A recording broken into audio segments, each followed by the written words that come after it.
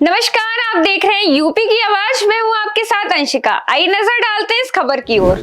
आम आदमी पार्टी के वरिष्ठ नेता संजय सिंह ने रेलवे में गड़बड़ी का मुद्दा उठाते हुए मोदी सरकार पर तीखा हमला बोला।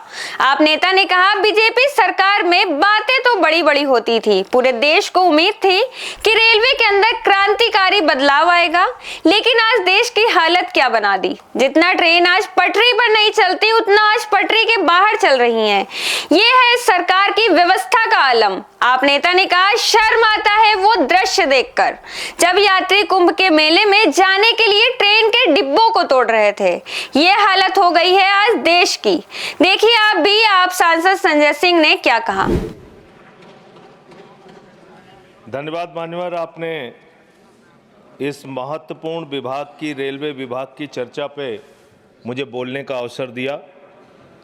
मान्यवर, भारतीय रेलवे के बारे में ये कहा जाता है कि जितनी ऑस्ट्रेलिया देश की आबादी है, उतने लोगों को भारत की रेल प्रतिदिन एक स्थान से दूसरे स्थान पे पहुंचाने का काम करती है।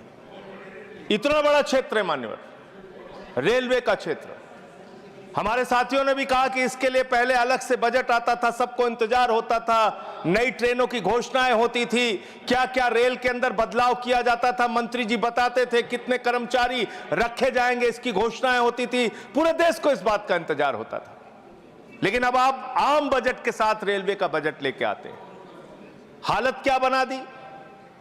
बातें तो बड़ी बड़ी होती है, Vande Bharat train, bullet train. प्रधानमंत्री जी ने कहा था बुलेट ट्रेन चलेगी मुंबई से अहमदाबाद तक।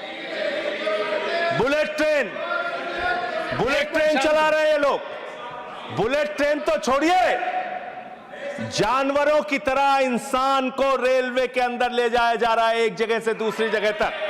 शर्म आती है, वो दृश्य देख के शर्म आता है मान्यवर। जब हमने देखा कुंभ के मेले के अंदर ट्रेन के डिब्बों को तोड़ने का दृश्य देखा, एसी डिब्बों को तोड़ तोड़ के लोग अंदर घुस रहे थे, जानवरों की तरह लोग एक जगह से दूसरी जगह तक जा रहे थे। आम इंसान की जिंदगी में सिर्फ मरना लिखा हुआ है।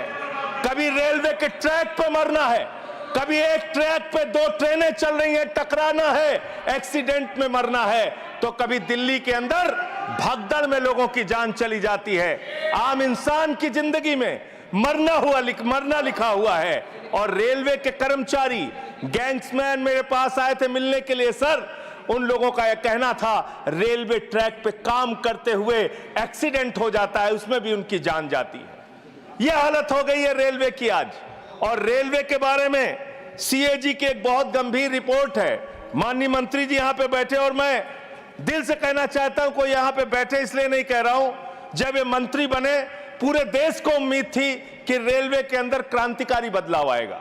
यह उम्मीद थी कि एक तकनीक के जानकार, एक पढ़े लिखे, एक शिक्षित योग्य मंत्री बने देश के अंदर, वो बदलाव लेके आएंगे। लेकिन रोज एक्सीडेंट पे एक्सीडेंट। जितना ट्रेन की पटरी पे ट्रेन नहीं चलती, उससे ज्यादा ट्रेन के बाहर, पटरी के बाहर ट्रेनें चल रही हैं। यह अव्यवस्था का आलम है कि यहां भगदड़ से लोगों की मौत हो गई, मंत्री जी को पता तक नहीं था। इसका मतलब इनके कर्मचारी, इनके अधिकारी इनको बताते भी नहीं कि इतना बड़ा हादसा हो गया। इसी दिल्ली में लोगों की मौत हुई। सर, मैं सीएजी की रिपोर्ट एक आई रेलवे के बारे में, उसके बारे में अपनी बात कह के अपनी बात खत्म करूंगा। 2604 करोड़ रुपए, 2604 करोड़ रुपए की गड़बड़ी रेलवे में पकड़ी गई। और इस गड़बड़ी के अंदर 834 करोड़ की गड़बड़ी ऐसी है जिसको मेरे ख्याल से मंत्री जी भी सुनेंगे तो शर्म आएगी। मुंबई से बांद्रा तक एक रेलवे के डेवलपमेंट का प्रोजेक्ट रखा जाता है, उसके लिए लोन लिया जाता है, उस लोन के ऊपर जो कर्ज का ब्याज दिया जाता है वो 834 करोड़ रुपए दिया जाता है, लेकिन वो परियोजना शुरू तक नहीं होती। मान्यवर, यह है अनियमितता का मामला आपके यहां। इसका स्पष्टीकरण दीजिएगा अगर आपको मौका मिले। और अंत में एक बात कह के खत्म करूंगा अपनी बात, क्योंकि समय कम है।